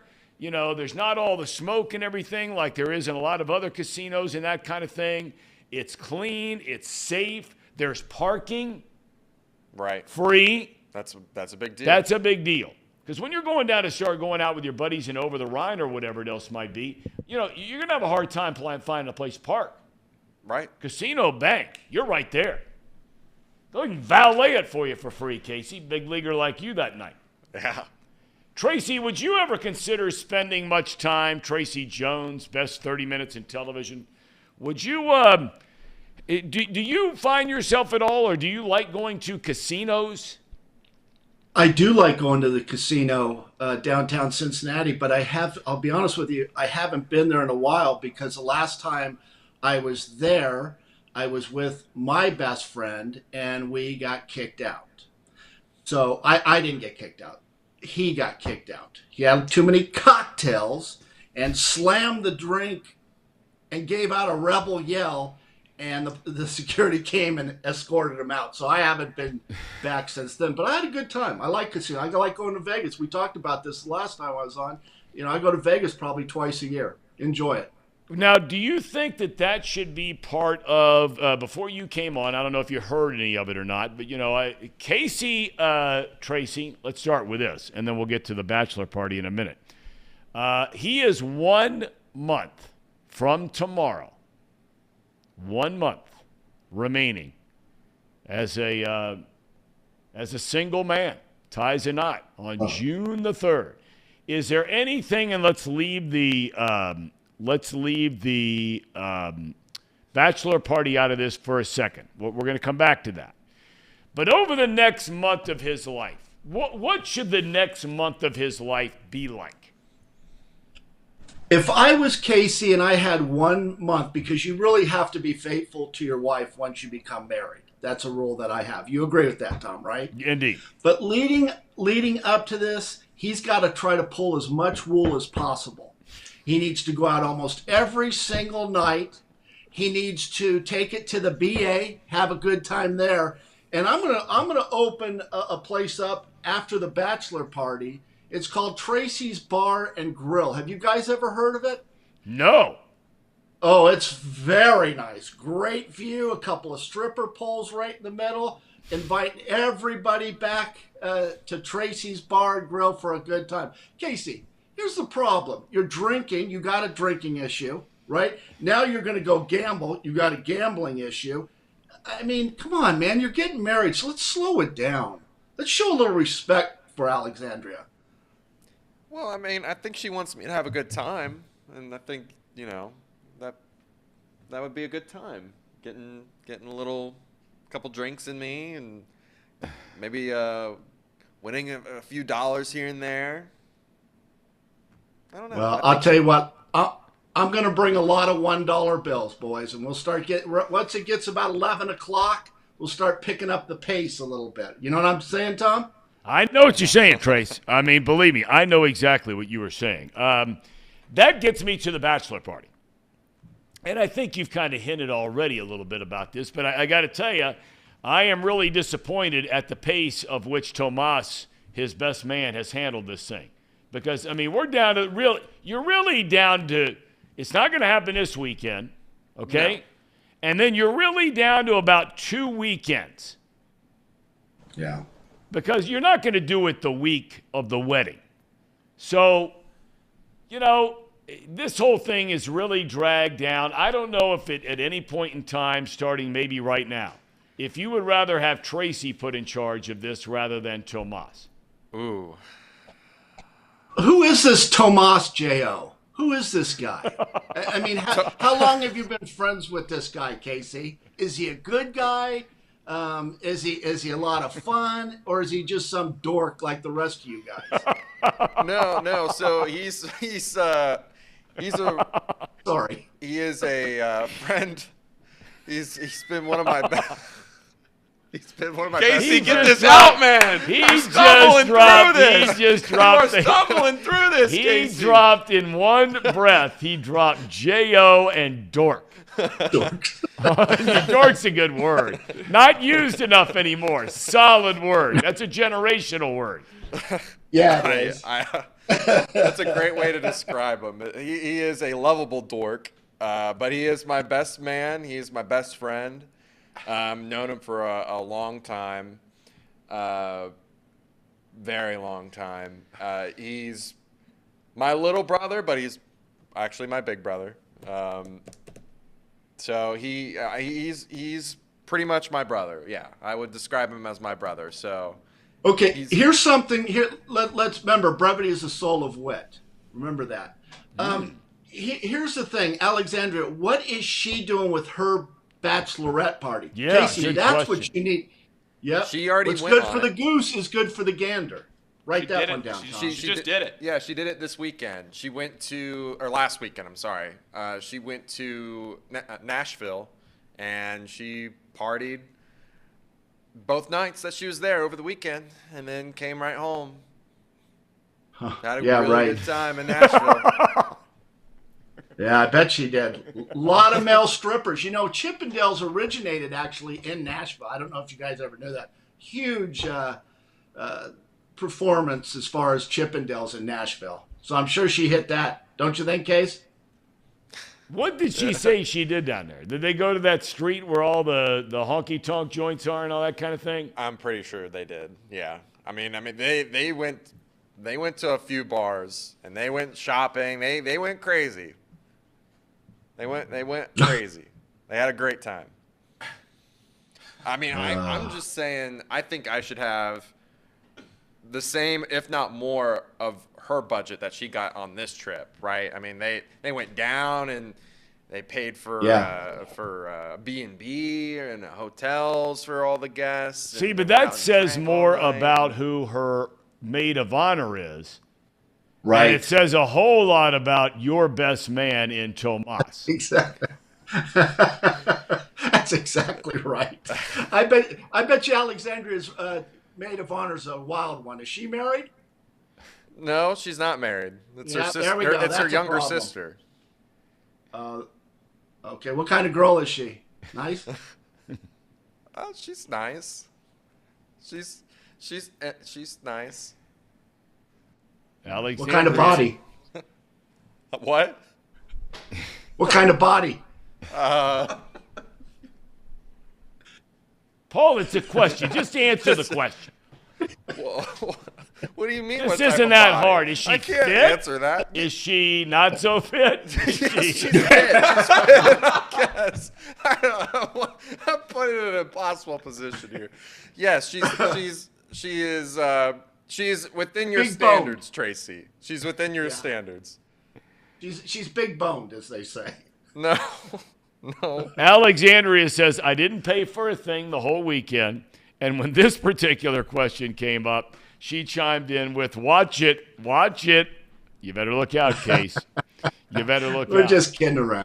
You know, I want to shift gears now to something of a more serious note, much more serious note. And that being Bryce Harper coming back, the fastest on record, okay, of anybody they say that has ever returned from Tommy John surgery. Now, he's not a quarterback. I brought up earlier, we were talking about our quarterback who's coming back from elbow surgery and Brock Purdy. Not a pitcher where, you know, you're throwing 100 pitches plus in a game, that kind of thing. Does a repaired elbow have any effect on your swing? Oh, God. You ask really good questions. I would think so. I mean, a Tommy John, that takes a whole year to get over, right? You have the surgery and rehab. I don't know. Is it his throwing arm? Because he's a right fielder. I mean, that could probably affect a little bit. Yeah, and they're going to move into first base. Yeah. Bryce Harper, I'm really, really familiar with Bryce. I saw Bryce play when he was 15 years old. Hunter was at a camp in Southern California. This was when Bryce was a catcher. And they had the top players in California. It's kind of an interesting story because he was something. Top players in Southern California. So the players would take batting practice, fielding position. Well, here comes this, I didn't know at the time, 15-year-old kid from right field with a couple of people. I think one was his dad, walking in. They almost cleared the field for Bryce. Bryce got a chance to take 10 swings. He hit 5 home runs. He threw some balls from the catching position. And I thought to myself, this player is really, really special. Your dad and I talked about it on Brennaman and Jones when he was I think he was on the cover of Sports Illustrated or some Yes. magazine, Yep. that he was going to be a Hall of Famer. He was a top-notch player when he was 15 years old. I don't know if you guys have ever seen the time that he launched it into the third deck in Tampa Bay in the Rays Yep. Stadium. Yep. And he was just a 16, 17-year-old kid there. But it is going to be interesting to see if he could bounce back. Boy, I'd want him to take at least a couple more weeks or even a month more to get over this. But I'm sure they're going to put him through a little rehab, Yep. AAA, and see how he does. But what a player. And a hard-nosed player, too. There's no doubt. I mean, the guy is, if you're going to give somebody a long-term contract, which they did with him, obviously when he left Washington to come to Philadelphia, you want to sign a guy that you know wants to go to the post. And that includes left-handed batters playing against left-handed pitchers, which brings us to a topic that was brought up earlier today about, T.J. Friedel and Jake Fraley. Just because a left-handed pitcher is on the mound, they're being put on the bench to not start a game with a left-hander on the mound. What are your thoughts on that? Well, I was a platoon player, as you know, with Cal Daniels, with Paul O'Neill. The problem with left-handers, Tom, because I don't see them that much, is lefties have trouble against lefties. I always thought it was kind of strange as to why right-handers sat, because we always face right-handers coming up to the minors. But you look at the stats, I mean, right-handers hit left-handers, left-handers struggle against lefties. So I kind of like that move. But some lefties can stay in there. I was looking, and you don't know this about me, but I'm really kind of a stat geek nerd. And I'll tell you 2 left-handers who hit against left-handers that I played against is Wade Boggs and Tony Gwynn. Those guys, it didn't matter. And like I said, I have a lot of time on my hands, and I like to look at stats. Do you know Tony Gwynn's average was 338 lifetime, and Wade Boggs was 328? Wade Boggs in 4 consecutive years hit 368, 357, 363, and 366. I mean, come on, Tom. Yeah. That's on. I mean, you talk about lefties hit. It didn't matter. No. Right-hander, left-hander, and to play against both those guys was a real honor. I just thought they were so talented. I always tell the story about Boggs, how I was playing left field in Seattle. Boggs was playing for Boston. He hit me 4 one-hop line drives. Oppo, right? I mean, just like he could do it just whenever he wanted to. There's a base hit. I couldn't get to it. Of course, I was a little slow on my feet at that time. But he went 4 for 4, 4-1 hoppers to left field. Crazy. Not a crazy surprise. hit. I mean, you're talking about 2 of the greatest just pure hitters in the history of the game, in Gwynn and Boggs. Not power hitters, but 2 of the best pure hitters in the history of the sport. There's been a lot of talk, and Paul has brought it up regularly because he's really paying attention to this stuff, and he's followed baseball for a long, long time, and he keeps asking me about it. And look, I didn't play. You played the game, right, Tracy? One of the reasons we have you on. You played the game. I played the game. To play in the big leagues, you probably have a better chance of hitting the lottery than playing in the big leagues. We are very special people. Don't ever forget that. I will never forget. I never have forgotten it. But let me ask you this. Tyler Stevenson. Tracy, what's going on with this guy? Is there reason? I don't know. Is there reason to be concerned? It's baseball. It's a tough friggin' game. Is it? You look at basketball players. LeBron has a great year every year, right? Tom Brady has a great year every year. But baseball players, man, you could lose it so fast. I'll tell you another guy that's really struggling is Juan Soto with the Padres. Yes, he is. There they talk about one of the greatest young hitters of all time coming up, and he's not hitting. He's picked it up a little bit, but this is a guy that turned down $440 million, and now where? But Stevenson, I keep looking at the box score. They keep moving him down the lineup. He was 0 for 4 last night. Do you think, and I'm curious to this, they're trying to, there was a lot of talk there, and we know that Joey Votto's in the last year of his deal, and he's not going to come back next year. Unless some act of God happens, right? And there's been talk, a lot of people want to see Stevenson get moved from behind the plate to first base, and all the wear and tear of the catching position. It could slow down his offense and so on and so forth. Do you think, though, that with him showing up to the ballpark, and they tell him the night before. David Bell's telling him the day before, hey, you're catching tomorrow, or you're DHing tomorrow, or you're playing first base tomorrow. And that's what, managers are supposed to do. But do you think him not having a regular position, a position he clearly loved or he wouldn't have done it forever behind the plate, could that have anything to do with his lack of offense? I think another great question, because I always found it tough when you're moving positions, whether I was playing in the outfield or playing at first base. That's why I always give Pete Rose so much credit to play third base, to play second base, first base. Sometimes you start thinking about your position instead of your hitting. So I've seen that affect players, where you move over. Let's say you're playing second base and all of a sudden you have to play third base. It can affect your hitting. But I don't think that's what's happening there with Stevenson. I'm going to have to really watch how he's hitting, because he's a really good player. He's a really good young player that you expect to build the organization around. But he's having a tough time, and it's tough to dig out of it sometimes. Okay. Gosh, there was just another thing I wanted to ask you. Okay. I want you to tell me, if you were general manager for a day, and with all the joking around and the laughing we do and so on and so forth and some of the nonsense stuff, but I've paid attention to some of the things that you have said when it pertains to, contracts and baseball players. Yes. And yes. And you were the first guy now 3 different times this season that I have thought of when in spring training, Jacob deGrom has to shut it down for a few games because of his arm. He's in a regular season start. A couple of weeks ago, all of a sudden he's got some tightness in his wrist, has to leave the game.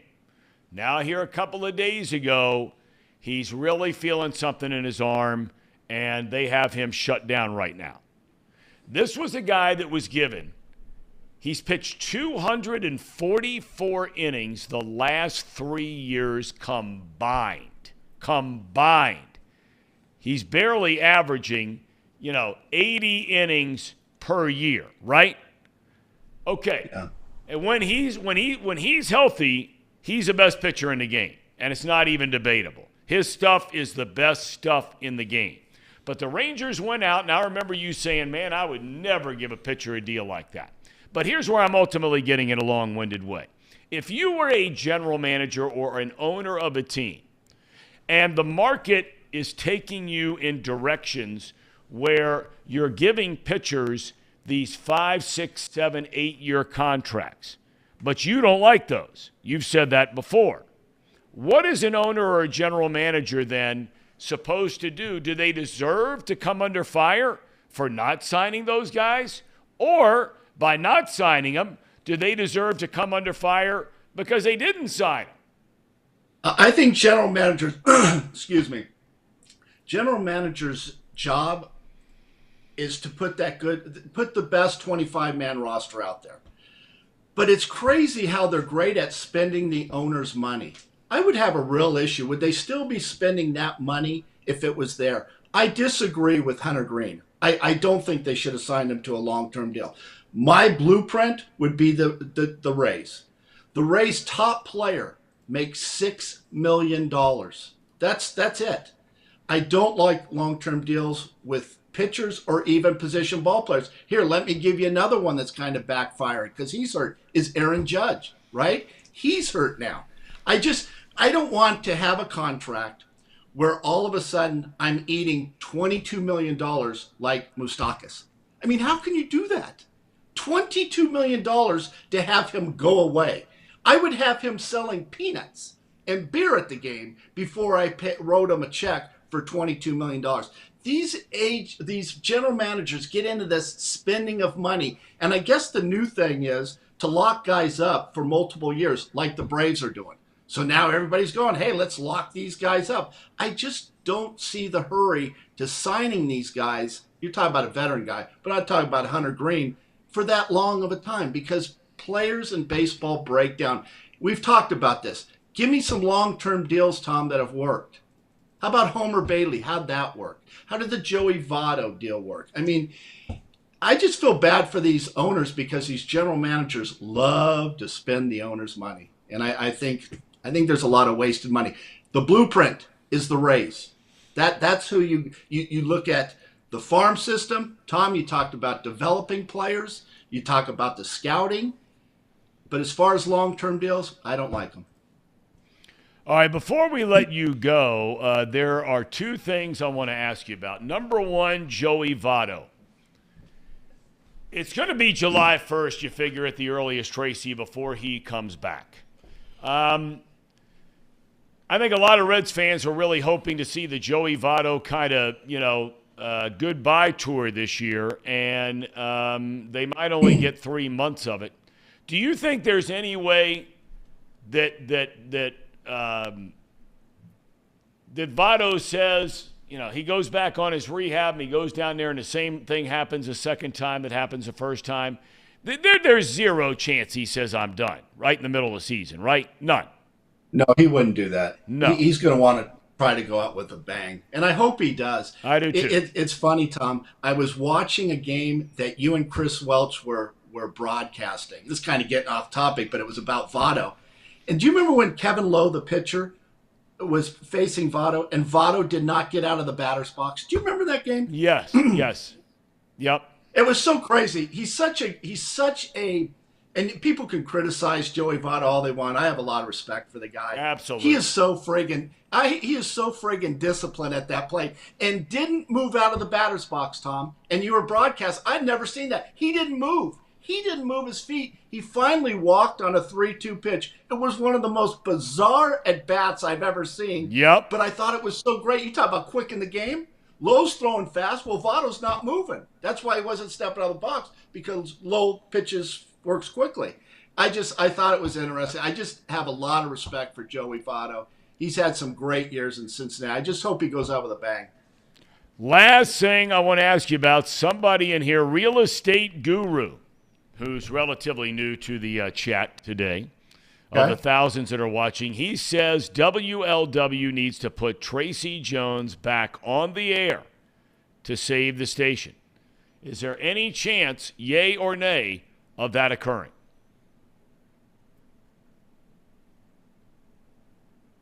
Not a chance. Not a chance. I love WLW. I'm fine where I'm at. I like doing the show with your dad. Okay. That's what I like. All right. Okay. And one more stat, Tom. Can I give you a geeky stat? Now, yeah. Here's the two nerds. I mean, you're right breaking out the all the artillery today. You got JOs, you got dork, you got geeks, you got nerds, you got it all going. So please keep it going. Very limited vocabulary. It's always okay. The guy who's made the most errors in the history of the major leagues. And don't Google it. Please don't Google it. I won't. Do you know who it is? His name is Herman Long. 13 years in the big leagues. Are you guys ready for this? How many errors do you think he made in 13 years in the big leagues? You ready? Yeah. 1,070. Oh, that's not good. How is that possible? He's averaging 82 errors a season. Here's the kicker. His fielding percentage was higher than most of the shortstops in the big leagues. What kind of baseball did they play back in the early 1900s? What is that, Tom? Well, you got to ask the question, though, Tracy. What kind of fields did they play on? Oh, It's not like these prima donnas like you where everything's got to be perfect and, the Southern California grass in San Diego Right. and, it's like that, right? Perfect, right? They're not Yeah, playing it's cut on the that same stuff. way, cut differently. Yeah, That's I right. know. That's right. And you But that's a lot of we air. have one thing for you, Tracy. Casey, please. Play the music. Here we go. Here we It's go. time to guess that player with friend of the show, first pick in the MLB draft, kinda, an overall good guy, Mr. Tracy Jones. All right, Tracy, we got 3 hints for you today. All right, let's do it. First one. He's a 3-time All-Star and a 2-time Silver Slugger. This is a former teammate of Tracy Jones. Former teammate of Tracy Jones. That's right. For people listening on podcast, we are doing Guess That Player with Tracy Jones. Can I hear that question again? Yeah, so your first hint, 3-time All-Star, 2-time Silver Slugger. Okay. Will Clark. Not Will Clark. Second hint's going to be a pretty good hint, so I was waiting to see if maybe you could have gotten it off the rip. Dave Parker.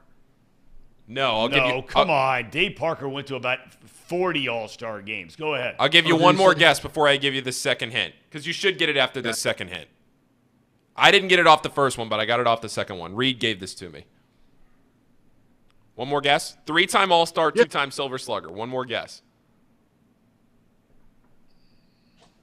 1 second. Edgar Martinez. No. Ooh, good guess. All right, ready? Yeah. His son hit the same number of career home runs. Oh, that's Cecil Fielder. Yeah, that's right. Cecil Fielder. You get that one right off the rip. There he is. There's his baseball reference page. Big Cecil Thom? Fielder. Great. Got some guy. highlights here for you. He was a heck of a guy, man. He was a great guy. Yep. And I remember seeing Prince in the locker room. Here's this big tub of goo coming in. You would never think that he would become a great hitter as well, like his dad. I've known Cecil since his days of playing high school baseball. He's a really good guy. Had a Yes, he very is. attractive wife, by the way. Well, thanks for that tidbit. All right, Tracy, I am not going to be here on Thursday. I'm getting ready to start the whole graduation from high school process with Luke. So we've got this big awards thing for his high school on Thursday. So I will not be here. So I hope you have a great rest of your week. So is Luke getting a trophy? He'll probably be getting a few trophies. Now, what is... Good in the classroom, good in the community, good in the athletic field. Thank God for all. Now, the what will you do with that trophy? Will you put it on the mantle on the fireplace? Because I know, and will your dad be gone? And both of you guys can take a look at that trophy because I know neither one of you guys got a trophy from playing sports. You probably got participation trophies. Luke is a good player. He's very athletic. The grandpa and dad, not so much. Well, and we're both comfortable with that charge, and that's okay. That's okay. Tracer, have a good rest of your day, man. Good to see you, bro. All right. All right. See you, boys. Tracy See ya. Jones, Tracy. kind See you, enough to Tracy. join us. All right. Do we have a cherry on top or no? We do. All right, We let's let it actually, rip. back-to-back days, we're going to have good one today, good one tomorrow. Yeah. All right. This is, just thought this was kind of a good one. This is the get the call from the Bengals. I believe this was the punter from Michigan, right? Yes. The punter from Michigan who thought it was a prank call. Or at least it sounded Brad, like it. this is Zach Taylor at the Bengals. Oh, Zach Taylor, how's it going? I'm doing great, man. You want to come be a Bengal?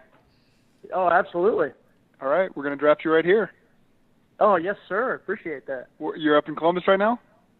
Yeah, I'm up in Columbus. Awesome. Well, we're happy to have you, and we're going to put the pick in right now, and then we'll be in touch with you later. Holy thank you. Appreciate that. All right, Brad. All right. We might have to edit that out on the video, but that's great, man. I'm fired up that you're fired up. Thank you. Fired up. Thank you. Now that's good stuff. That's good stuff. And before we go, we got to get your your opinion here. We had 2 super chats come through. OJ's Bronco was the first one. He said Rose or Votto for $2. And then Chad Waits says Votto over Rose. Hashtag Nutcutter Nation for $10. Okay, well, thank you, gentlemen, for having that in there. Am I supposed to react to either one of those or no? Just give a quick opinion. or Rose? I take Rose over Votto all day, every day. Not even debatable. Not even debatable. That's all we need to hear. That's right. Plays everywhere. Plays every day.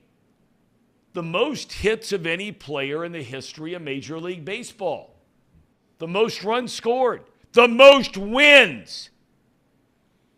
For all team sports. And that's the one record Pete will tell you he's the most proud of. In the history of team sports, he has more wins than any player in any sport ever. End of story. Is that Votto's fault? No, that's not his fault.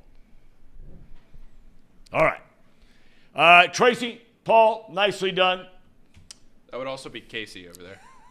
What did I say? Tracy. It's all right. Well, my was friends thinking call of me Tracy. Tracy. You can't tell the difference between those two. It's all It's right. hard to. My now. closest friends call me Tracy. That's so okay. it's- All right. All right. Well, Casey, Paul, nice to see you guys. Tracy Jones, Paul Daugherty, thank you. All of you in the chat, thank you.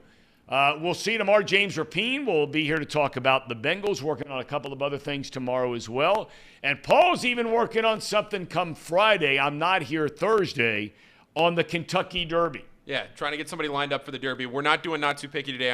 We're gonna have a conversation about that. Just make sure a couple of people we're looking at for the Derby for Friday. Okay. So All right. we'll see. Okay. All right. Guys, have a great day. We'll see you tomorrow.